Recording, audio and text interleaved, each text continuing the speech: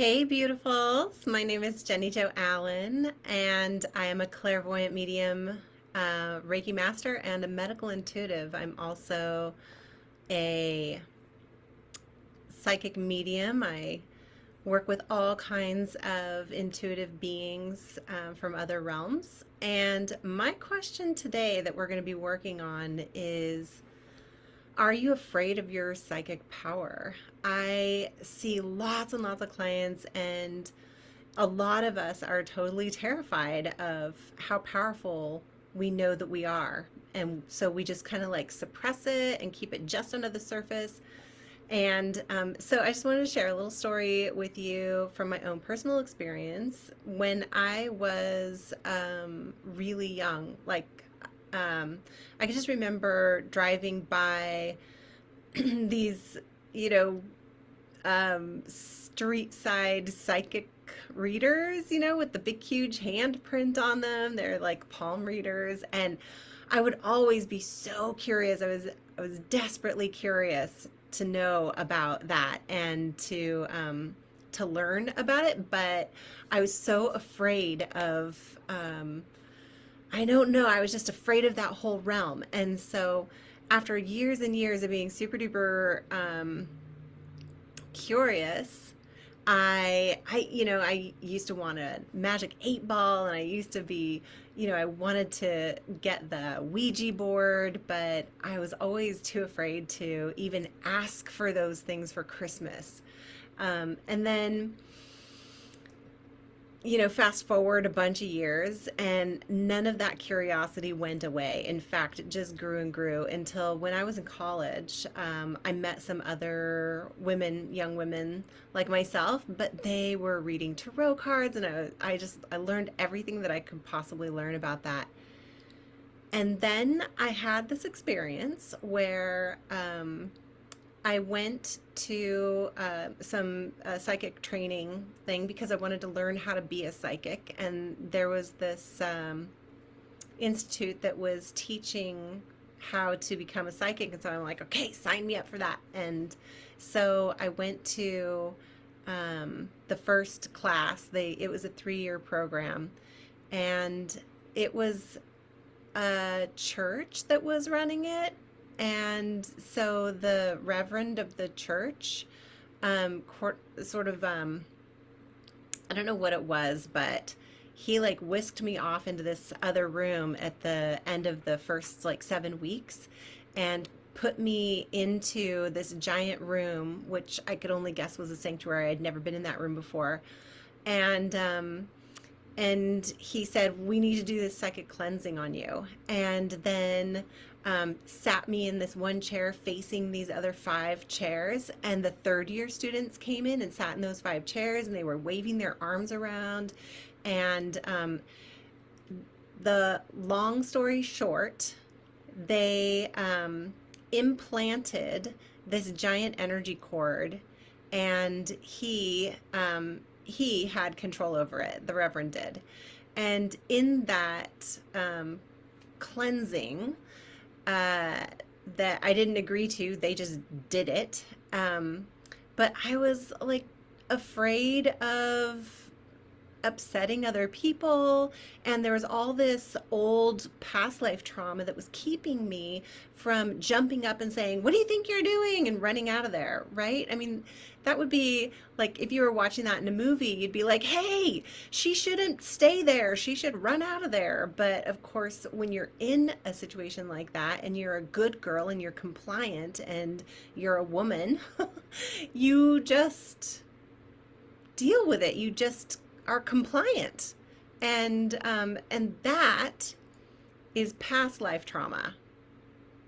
That's my experience, is that is rooted in past life trauma of thousands of years of having women being owned and controlled by men. And since he was a man and I was a woman and I was in a vulnerable position where he was like in a power position, that was the default reaction, was to just be compliant. And so I allowed this giant energy cord to be attached to me, and I didn't even know that it was attached to me.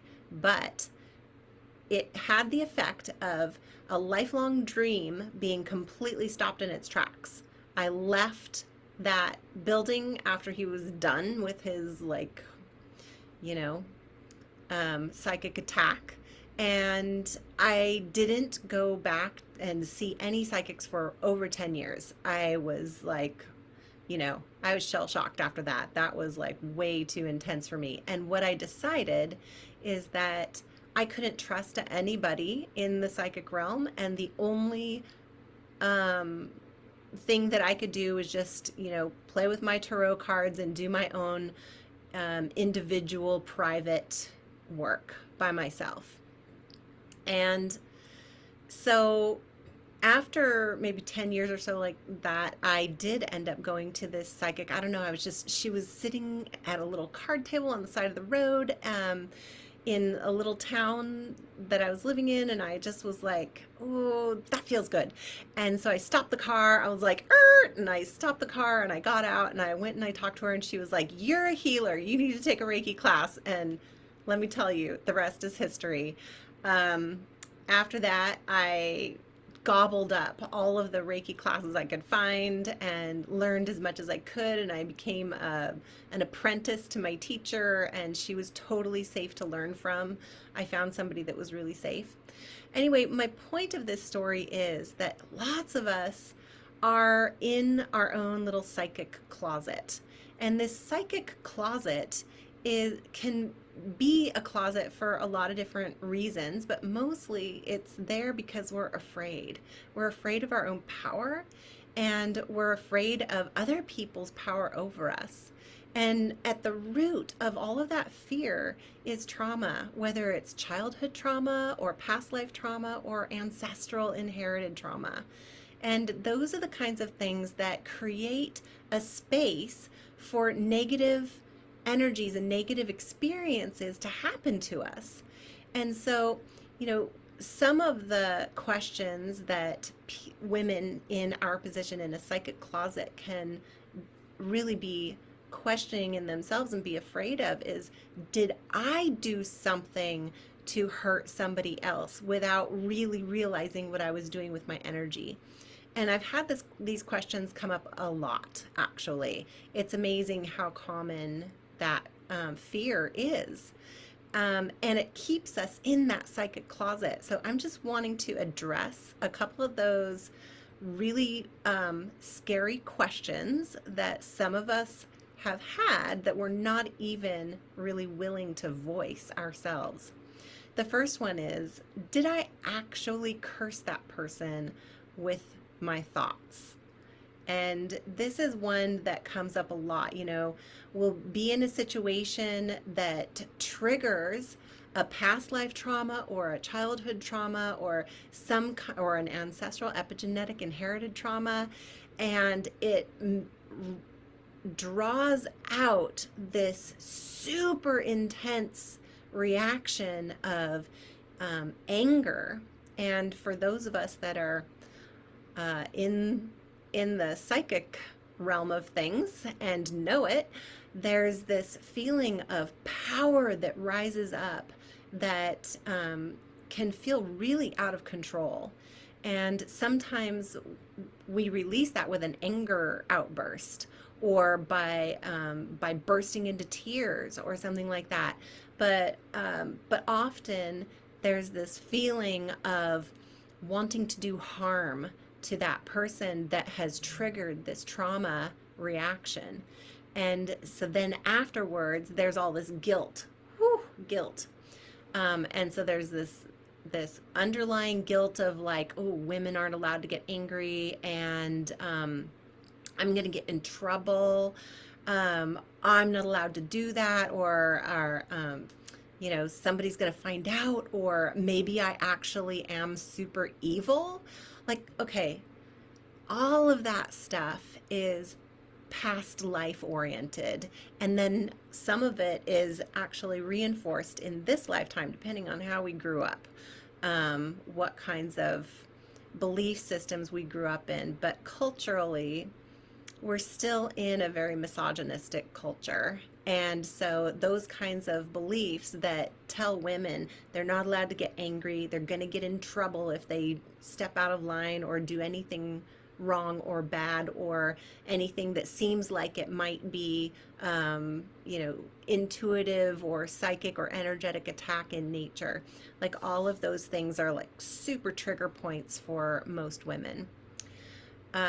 So there's that question, did I accidentally curse somebody? There's also the question, did I kill my abuser with a death wish for them? And this one definitely comes up.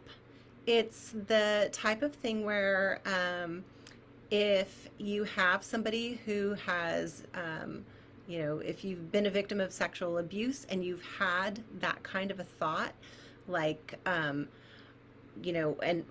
again, I'm talking about that overwhelming, like upwelling of feeling and intensity and direct intention to harm, like those kinds of reactions are very trauma based and usually rooted in past life or epigenetic, but sometimes also reinforced or sometimes actually originating in childhood. But in my experience, what I've discovered is that they're very much rooted in the deeper past that we don't have immediate access to. And so that can really create a backlog, like can stack all of that trauma so that when we experience something that feels like that or something that is a recurring instance of that way deeper past life or epigenetic trauma, then in this lifetime, it packs a way bigger wallop. Um, so, I've had clients who have been like, "Oh my gosh, my abuser died after that experience, and I'm afraid that I did that." And that can cause a lot of fear about our own power. And I just need to say there are a couple of things that I need to say about that I need to explain. One of them is that positive energy is way billions and billions of times more positive than negative energy. Okay, so, we'll just put that into perspective right now. The next thing is that everybody's energy creates their own reality. Your energy does not create somebody else's reality. If they feel guilty for what they have done, that can weaken their body. It can weaken their conscious awareness of where they are stepping, if they're stepping out in traffic or something like that. What I can say is that unless you had a very specific thought of exactly how you wanted them to die, it's very unlikely that you caused that death or that you caused that curse or that harm. In my experience, it takes a huge amount of energy to create a curse. That is, we can't just say, "Ooh, I curse you for all time," and it sticks. No, that's not how that kind of energy works. You can say, "I bless you for all time," and let me tell you, that is powerful stuff. But if you say, "I curse you for all time," I curse you for all time, that can feel yucky to the person receiving it, but it's really their own vulnerabilities that allow for an impact, like a bigger impact of that to happen. Let me just give you an example. When, culturally, let's say you're American and you go to Japan. We'll just pretend that you go to Japan, and while you're in Japan, somebody gets super angry at you because you are being disrespectful. So as an American, you're like, forget you. I can do whatever I want. and it doesn't stick. It doesn't have the same impact that it would for a Japanese person who grew up in that culture and has all of that expectation that they are, you know, going to be really super respectful, respectful of other people's space and needs and stuff like that. There's like this whole like really deep respect culture there. And so if somebody in Japan were to curse a Japanese person for not being respectful, that would like have a huge impact. But for an American, typically we're like, you know, we're kind of cowboys in that way. We're like, yeah, we can do whatever we want. And so it wouldn't have as much of an impact. So I'm just using that as just a super general explanation for where our past life, ancestral, and also this life trauma creates vulnerabilities for the impact of energetic cursing or attachment or, you know, you name it. So this is where I'm going with all of this, is that trauma healing is extremely important so that you can resolve all of those vulnerabilities to negative energy and negative attacks. So, you know, if I didn't have all of the past life trauma that I had, I would have, you know, and when I was younger and I was in that psychic training experience and I got that cleansing, right? We'll go back to that. If I didn't have those vulnerabilities, I would have just been like, hey, forget you. How could you talk to me like that? I'm out of here. I don't have to stay here and listen to this. See ya. Bye. And I probably would have used lots of expletives because, hey, why not? If I'm exerting my power, might as well. But my point is that I didn't have that stuff cleaned up at that time. I do now.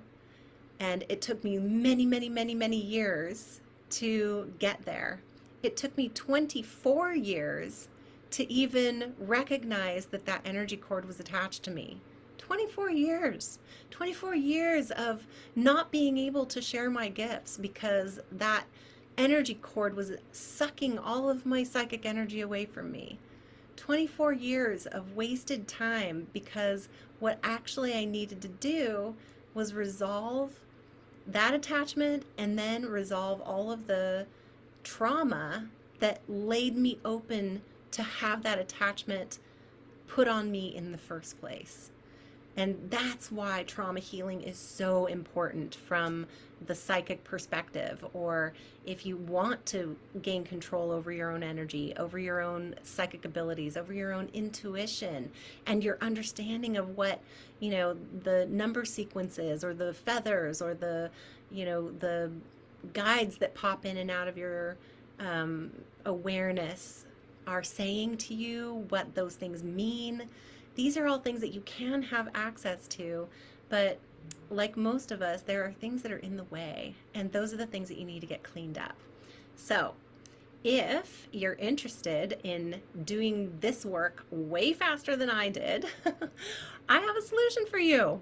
I have created a program that helps you release your childhood trauma, gain control over all of your energy, and make peace with your own psychic power. These things I feel are so important for up-leveling our planet, up-leveling ourselves, and bringing all of our reality into a much lighter, brighter, light-filled, love-filled space. So if you're interested in checking that out, I have a few spaces open this week.